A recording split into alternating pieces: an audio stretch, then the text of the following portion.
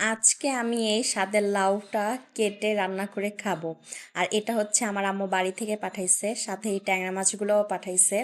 আর টাটকা লাউ, টাটকা ট্যাংরা মাছ দিয়ে একটু ঝোল ঝোল করে রান্না করব। আর এই তরকারিটা যে এত মজা হয়েছিল, সত্যি কথা বলতে বাড়ির টাটকা জিনিসের স্বাদই কিন্তু অন্যরকম হয়।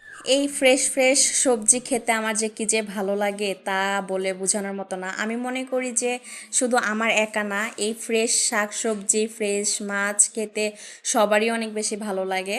তো আমি এখানে পেঁয়াজটা একটু ভাজা ভাজা করে তারপরে এখানে আমি হলুদ মরিচ লবণ রান্না করতে যা যা প্রয়োজন সবই দিয়ে দিলাম। কিন্তু কি একটা কথা, লাউ রান্নাতে একটু মশলা অল্প দিয়ে রান্না করলে লাউটা অনেক বেশি খেতে ভালো লাগে।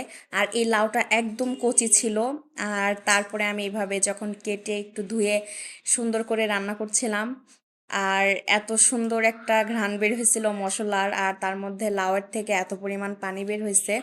তো দেখেন মনে হচ্ছে যে এক কড়াইয়া লাউ, আসলে রান্নার পরে একটু লাউ কমে যায়। তো লাউয়ের তরকারি এমনি তো আমার অনেক বেশি পছন্দ। লাউয়ের তরকারি যা দিয়ে রান্না করা যাবে তাই দিয়ে ভালো লাগে। লাউয়ের তরকারি অনেকে অনেকভাবেই রান্না করে থাকে। তো দেখেন কি পরিমাণ পানি বের হয়েছে লাউটার থেকে, আর একটুও পানি কিন্তু আমি এখনো দেই নাই। তো তারপরে এইভাবে সুন্দর করে একটু ঝোল ঝোল করে নিলাম। আর ট্যাংরা মাছগুলো উপর দিয়ে একটু ছিটিয়ে দিলাম। এত সুন্দর একটা ঘ্রাণ বের হচ্ছে। আর অবশ্যই কমেন্ট করে কিন্তু আমাকে জানিয়ে দিবেন যে আমার মতো কার কার এত পছন্দ এই লাউয়ের তরকারিটা। টাটা, আল্লাহ হাফেজ।